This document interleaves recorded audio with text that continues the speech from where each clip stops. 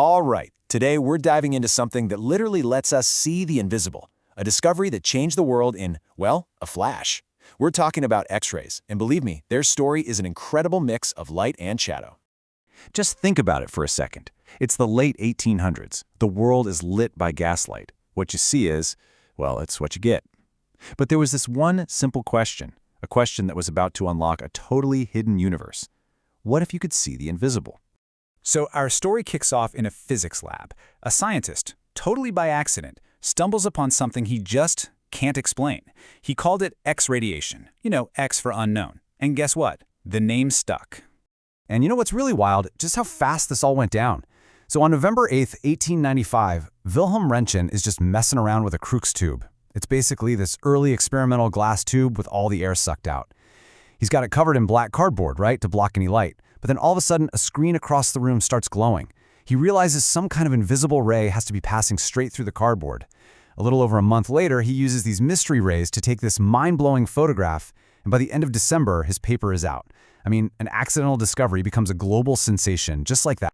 And this was that photograph. This is the first medical X-ray ever taken. It's of his wife Anna Bertha's hand. For the very first time in human history, someone could see the bones inside a living person without making a single cut. And look, you can even see her wedding ring, just floating there like a ghostly shadow around her finger bone.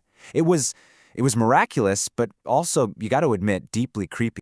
You know, her reaction really says it all. When she looked at this stark skeletal image of her own hand, Anna Bertha reportedly said, "I have seen my death." Wow.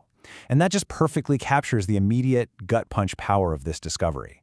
This wasn't just some boring science experiment. It was a profound, almost supernatural glimpse into our own mortality. So this thing went from a lab curiosity to a full-blown medical revolution almost overnight. Seriously, the world went absolutely wild for X-rays. Okay, think about it. Before this, if you broke a bone, a doctor's diagnosis was, well, it was a lot of poking, prodding, and frankly, a whole lot of guesswork. But after Röntgen's discovery, everything changed. Doctors can now get a crystal clear, immediate picture of your skeleton. It completely transformed diagnostics from, like, an art of deduction into a science of just seeing.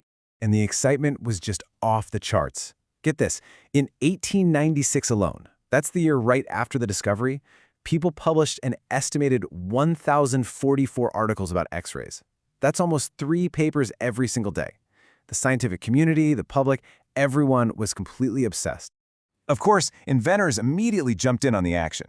And you know Thomas Edison, he was never going to miss out on a big new thing. He figured out that certain screens were way more effective, and he used this to create something called the fluoroscope. This was a total game changer. It turned a static X-ray photo into a live, moving image. Doctors could literally watch bones move and organs function in real time. It was like having a live window right into the human body. But yeah, as with so many powerful discoveries, this miracle ray had a dark side. A really dark side that absolutely no one saw coming. The story was about to take a tragic turn. The very same pioneers who were celebrating this incredible new power, they were also its first victims. They were working with these unshielded X-ray tubes for hours and hours, day after day, totally unaware that the invisible rays filling their labs were incredibly destructive.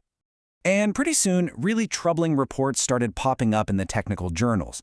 Researchers were noting things like hair loss, severe skin burns that just wouldn't heal, swelling and blistering. And then came something called X-ray dermatitis, which we now know is a form of radiation-induced cancer. For some, the price of their research was amputation.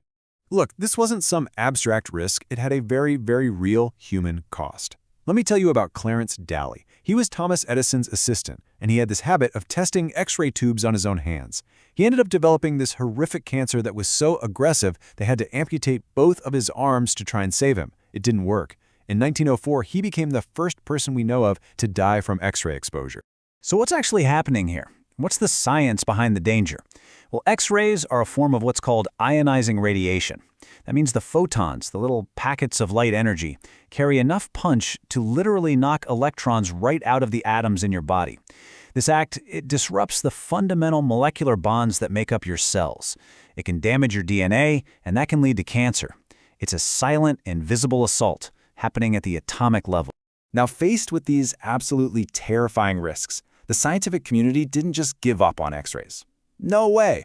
Instead, they got to work. They worked to understand and control them, to turn this dangerous, wild force into a safe and reliable tool. A huge breakthrough came from the technology itself. See, the original Crookes tubes were, well, they were erratic. Their radiation output was super unstable and really hard to control. But then, in 1913, a guy named William Coolidge invented a whole new kind of X-ray tube. The Coolidge tube used a hot cathode, which let them create a stable, predictable, and totally controllable stream of X-rays. This was the leap, the game changer that made X-ray technology both way safer and way more effective. So how should we think about the risk today? Well, this chart here puts it all into perspective. A dental X-ray, the kind you get at the dentist, that gives you a dose of radiation that's about the same as 1 day of just living on Earth from natural background radiation. A chest X-ray is about 10 days worth. Now, a chest CT scan, that's a different story. It delivers a much higher dose, equivalent to maybe 2 or 3 years of natural background radiation. So it's always about balancing that amazing diagnostic benefit against a very carefully managed risk. And today, that risk is very well managed. Modern radiology is built on a simple principle: keep the dose as low as reasonably achievable. They do this by filtering the X-ray beam to get rid of the less useful energies, using lead shields to protect parts of the body that aren't being imaged, and, most importantly, making sure that every single scan is actually medically necessary. So from its chaotic, dangerous beginnings, the X-ray has evolved into this absolutely indispensable tool, not just in medicine, but in fields Röntgen probably never could have even dreamed of. I mean, the basic idea has been taken to incredible new heights. A CT scanner. It's basically a super sophisticated X-ray machine. It takes hundreds of 2D images from all these different angles and then uses a powerful computer to stitch them all together into a detailed 3D model of your body. It turns a flat shadow into a virtual, explorable map of your anatomy. It's amazing. And the legacy of the X-ray goes so far beyond the hospital. Did you know that X-ray crystallography was the key that let scientists finally see the double helix structure of our own DNA? Or that X-ray telescopes in space let us watch the most violent things in the universe, like stars getting ripped apart by black holes? And yeah, every single day, X-rays scan our luggage at the airport, and even let us peer beneath the surface of famous paintings to see the artist's original sketches hidden underneath. How cool is that? So, we kind of end where we began, with the invisible. Röntgen's discovery gave us this incredible new way to see inside ourselves, and it completely revolutionized medicine and science. But its story is also a powerful lesson, right? It's a reminder that great innovation often comes with unseen risks, and that true progress isn't just about the discovery itself, but in having the wisdom to understand and manage its